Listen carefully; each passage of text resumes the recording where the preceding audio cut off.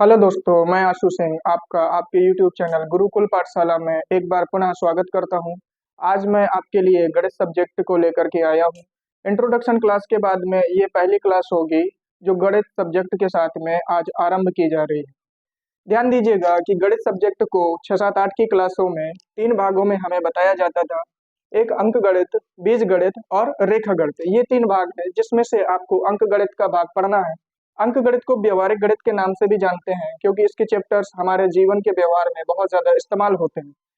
अंक गणित का पहला चैप्टर नाम रहेगा आपका संख्या पद्धति। ये देखिए मैंने लिखा है संख्या पद्धति, इसका नाम रहेगा। संख्या पद्धति को समझने के लिए आपको दो चीजों को समझना जरूरी है, एक संख्या और एक चिन्ह। इन्हीं दो चीजों को मिलाकर के पूरा नंबर सिस्टम चैप्टर बना हुआ है। संख्या 10 प्रकार की होती है। संख्या 10 प्रकार की होती है। ये 10 प्रकार लिखे हैं 0 से लेकर के 9 तक। इन संख्याओं की मदद से या इन नंबर्स की मदद से आप कोई भी बड़ी से बड़ी संख्या लिख सकते हैं। चिन्ह आपके मुख्यतः 4 प्रकार के होते हैं, प्लस माइनस गुणे भाग, ये चारों चिन्ह आपके लगे हुए हैं। समय को न गंवाते हुए मैं संख्या पद्धति चैप्टर्स को आगे ले जाता हूँ। थोड़ा सा बोर्ड क्लीन कर लूं अपने लिए। संख्या पद्धति को आगे पढ़ने के लिए आपको संख्याओं का वर्गीकरण पढ़ना पड़ेगा।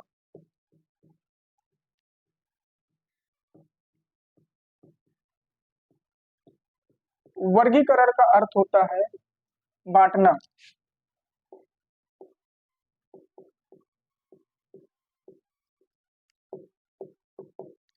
पहली संख्या आपको जानना है सम्मिश्र संख्या। सम्मिश्र संख्या को इंग्लिश में कॉम्प्लेक्स नंबर कहते हैं। इसका संबंध द्विघात समीकरण से भी है, तो आपको द्विघात समीकरण के बारे में भी थोड़ा सा जानना है। आइए द्विघात समीकरण के बारे में जानते हैं थोड़ा सा। यदि कोई द्विघात समीकरण इस रूप का लिखा हो, द्विघात समीकरण का अर्थ ही रहता है ऐसा समीकरण जिसमें चर की अधिकतम घात 2 हो और चर इधर पे x है और इसकी अधिकतम घात 2।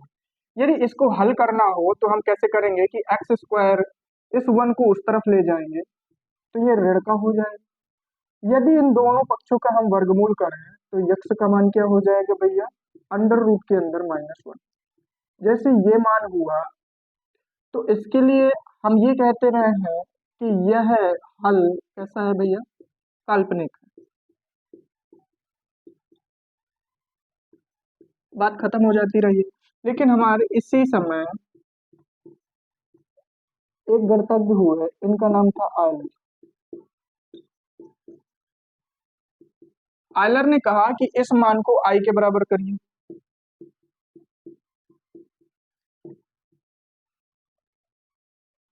साथ ही साथ इस आई को इन्होंने आयोटा शब्द दिया। क्या शब्द दिया?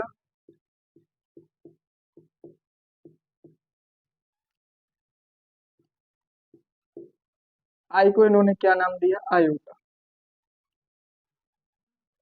जरा ध्यान दीजिएगा। अब इन्होंने आई की 2-3 फॉर्म बताई जो मैं आपको यहीं पर बता देता हूँ। आयलर साहब ने आई का मान रूट के अंदर -1 बताया। जरा समझिए, रूट के अंदर -1 बताया। इसी से 2-3 बातें और निकल के आई। आई स्क्वायर का मान अगर इसका 2 बार गुणा करेंगे तो -1 आ जाएगा। आई क्यूब का मान, आई क्यूब का मान कैसे निकलेगा? माइनस आई होगा, लेकिन निकलेगा कैसे इसको समझिए। आई क्यूब को हम क्या लिख सकते हैं? आई स्क्वायर गुणे आई। आई स्क्वायर का मान क्या होगा? -1 गुणे आई का मान, ये नहीं रखना, आई ही रखिए। तो -1 में आई का गुणा करवाएंगे तो क्या आ जाएगा? माइनस का आई। आई की पावर 4 का मान क्या निकलेगा? तो ये 1 निकलेगा। ये कैसे निकलेगा? आई स्क्वायर गुणे आई स्क्वायर लिखिए, आई की पावर 4 को गुणे में घाते जोड़ेंगे, 2 2 4 हो जाएगा। आई स्क्वायर का मान 1 गुणे आई स्क्वायर का मान 1 1 1 गुणा हो जाएगा तो 1 ही आ जाएगा। इस तरीके से 4 फॉर्म में ये आई का मान निकला। आई का मान रूट के अंदर -1, आई स्क्वायर -1, आई क्यूब माइनस आई की पावर 4 1 निकला। अब जरा समझिए, मैंने आपको इनको निकालना भी बता दिया कैसे। अब यहीं से कुछ क्वेश्चन बनते हैं। क्या क्वेश्चन बनता है कि आई की पावर 5 का मान निकालिए। आई की पावर 5 का मान निकालना, तो आई की पावर 5 का मान कैसे निकलेगा? इसको हम कर सकते हैं आई की पावर 4 इंटू आई तो आई की पावर 4 का मान 1 इंटू आई हो जाएगा। ये कितना मान आ जाएगा? आई। ये उत्तर हो जाएगा। दूसरा क्वेश्चन ले लें, आई की पावर 6 का मान निकालें। तो हम किसको कह सकते हैं? आई की पावर 4 इंटू आई स्क्वायर, 4 2 6 हो गया। आई की पावर 4 का मान कितना है? 1 इंटू आई स्क्वायर का मान कितना रहेगा? माइनस का 1। 1 और माइनस का 1 आप गुणा करेंगे तो माइनस का 1, ये आपका उत्तर आ जाएगा। ये तो बातें ठीक है। यदि मैं और एग्जाम्पल्स लूं, मैं कहूं आई की पावर 37 का मान निकाले, तो आप जानते हैं कि अब कैसे निकलेगा? तो जो पावर में है उसका आप क्या कर दीजिए, उसमें भाग दीजिए किससे? 4 से। 4 से क्यों भाग दिया? क्योंकि आई की पावर 4 1 के बराबर होता है। शेष कितना आ जाएगा? 4 नंबर 36, शेष आएगा 1, यानी आई की पावर 1। और आई की पावर 1 का मान आप अंडर रूट के अंदर -1 भी रख सकते हैं, या फिर डायरेक्ट आई ही उत्तर रहता है। विकल्प के अनुसार हमेशा सेट कर लेंगे। यदि मैं एक और लूं कि आई की पावर -37 को बताइए, इसका क्या होगा उत्तर? तो आई की पावर -37 को हम लिख सकते हैं 1 अपान आई की पावर 37, क्योंकि पावर को पहले हम धनात्मक बनाएंगे। अब आई की पावर 37 नीचे आ गया। अब इसको सॉल्व करेंगे। 1 अपान आई की पावर 37 है, 37 को यदि आप 4 से भाग दें तो यहाँ आप दे चुके हैं कितना आया है? 1 आया है। तो आई की पावर 1 ही हो जाएगा, अर्थात इसका उत्तर कितना हो जाएगा? 1 अपान आई। अब 1 अपान आई उत्तर हो गया। अगर विकल्प में ये दिया हो तो यही आंसर हो जाएगा, और अगर विकल्प में ऐसा ना दिया हो तो आई को ऊपर ले जाइए तो घात काय की हो जाएगी? ऋण की। आई की पावर -1। इन दोनों तरीके से योग जैसा विकल्प में दिया होगा वैसा हम बना लेंगे। इस तरीके से आप आयोटा की क्वेश्चन सॉल्व कर सकते हैं। ये द्विघात समीकरण से रिलेटेड मैटर था। इसका संबंध सम्मिश्र संख्या से कैसे है, आइए उस बात को जानते हैं, समझते हैं बात को। क्लास बहुत ही इंपॉर्टेंट है। अगर आपको क्लास अच्छी लगे तो इसे लाइक, सब्सक्राइब और शेयर कर दीजिएगा, ताकि आपके दोस्तों तक भी ये क्लास पहुंच सके, वो भी इसे देख सके। सम्मिश्र संख्या को यदि मैं बताऊं तो ऐसी संख्या जिसे x प्लस आई वाई के रूप में लिखा जा सके।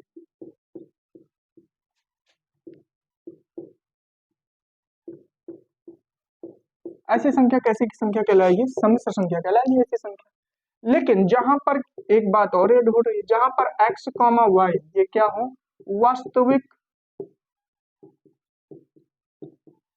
वास्तविक संख्या, रियल नंबर होना चाहिए। अब यदि मैं बात करूं कि z बराबर x प्लस आई वाई, तो ये x जो है ये वास्तविक भाग होगा, ठीक है, क्योंकि ये वास्तविक संख्या है। ऊपर लिखा है मैंने कि x और y वास्तविक संख्या हो, तो ये वास्तविक भाग हो जाएगा। यदि मैं इसकी बात करूं तो ये भाग कैसा होगा? काल्पनिक। जो आई आया है वो काल्पनिक किया, आई को माना गया था, आयलर ने माना था, तो ये काल्पनिक भाग कहलाएगा। जरा समझिएगा मेरे बात। यदि ये काल्पनिक भाग हुआ, आगे एक बात और निकल के आती है कि ये आई कहाँ से आया। तो मैं आपको पहले बता चुका हूँ कि द्विघात समीकरण में आयलर साहब ने इसको प्रकट किया था या इसकी कल्पना की हुई थी। इसके आगे यदि मैं बात करूं तो एक बात और निकल के आती है एग्जाम्पल में, समझिए मेरी बात को, कि इसके रूप में यदि कोई संख्या में लिखूं 4 प्लस 3i, काल्पनिक संख्या, सॉरी सम्मिश्र संख्या है क्या? तो हाँ है। दूसरी बात 5 सम्मिश्र संख्या है क्या? तो अगर ऐसे लिखा है तो ये सम्मिश्र संख्या नहीं, लेकिन इसको हम कैसे लिख सकते हैं? 5 प्लस 0i, क्या ये सम्मिश्र संख्या है? तो हाँ है। तो कोई भी एक सिंगल नंबर लिखा है तो आप उसे इस रूप का लिखिए, क्योंकि आयोटा को प्रदर्शित करना बहुत जरूरी है, फिर आप उसे सम्मिश्र संख्या आप बना सकते हैं या कह सकते हैं, ठीक है, कोई बात नहीं। एक चीज और निकल के आती है, क्या दो सम्मिश्र संख्याएं आपस में बराबर हो सकती हैं? एक बात और निकल के आती है, क्या दो सम्मिश्र संख्या आपस में, या दो सम्मिश्र संख्या समान हो सकती हैं? ऐसा लिख देता हूं।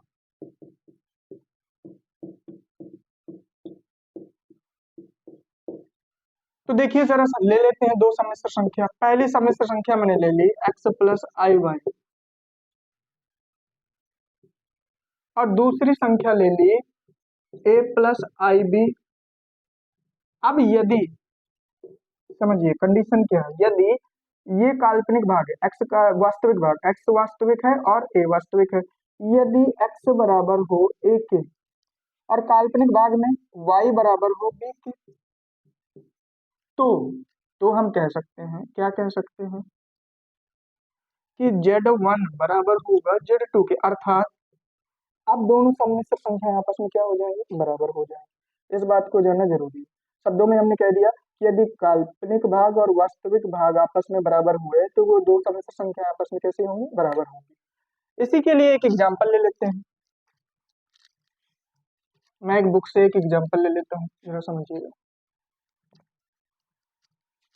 थोड़ा बोर्ड और क्लीन कर लेता हूँ। एग्जाम्पल बुक से देख लेता हूँ मैं। लिखा है कि 2x प्लस आई 4x माइनस वाई, ये बराबर है भैया, किसके बराबर कह रहा है कि 4 प्लस आई माइनस 8, यही है, इसके बराबर है यदि ये दोनों आपस में बराबर है, यदि x comma y real number हो, वास्तविक संख्या हो, तब x कॉमा वाई के मान बताओ। अब जरा समझिएगा, हम जानते हैं कि यदि सॉल्व करूं इसको मैं, सॉल्व कि यदि Z1 बराबर Z2 दो सम्मिश्र संख्या आपस में बराबर है, तब हम कह सकते हैं Z1 का मान मैंने ये ले लिया 2x प्लस आई 4x माइनस वाई, ये एक सम्मिश्र संख्या हो गई। दूसरी संख्या Z2 बराबर 4 प्लस आई माइनस 8। अगर Z1 बराबर Z2 है, ये सवाल में कह रहा है, तो आप जानते हैं कि इनके वास्तविक भाग और काल्पनिक भाग आपस में बराबर होंगे, तो ले लेते हैं और ऐसे ही करने से हमारा हल निकल आएगा।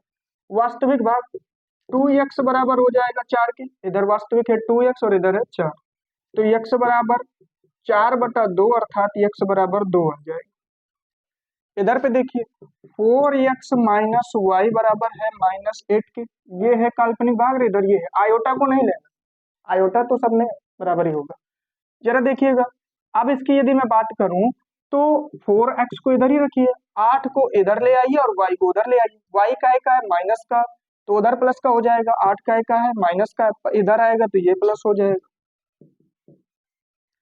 अब x का मान भी रखना है, तो यहीं पर x का मान यहीं पर रख दीजिए, 4 इंटू 2, ये x बराबर 2 दिया है वो मैंने रख दिया, तो 4 दूना 8, 8 8 16, y का मान कितना आ गया 16।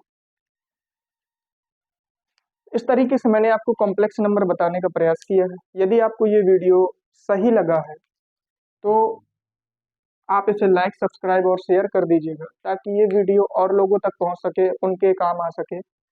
एक्स और वाई के मान आपको निकालने थे, आपने निकाल दिए हैं। कुछ चीजें और बाकी हैं, सम्मिश्र संख्या के एक दो सवाल और रह गए हैं, वो मैं आपको आगे की क्लास में जरूर बताऊंगा, और आपको आगे की वीडियो धीरे धीरे करके रोज के रोज आपको प्राप्त होते रहेंगे। क्लास को खत्म करने से पहले मैं दो लाइनें बोलना चाहूंगा कि विकल्प तो बहुत मिलेंगे मार्ग भटकाने के लिए, विकल्प तो बहुत मिलेंगे मार्ग भटकाने के लिए, संकल्प एक ही रखिए मंजिल को पाने के लिए। नमस्कार, धन्यवाद।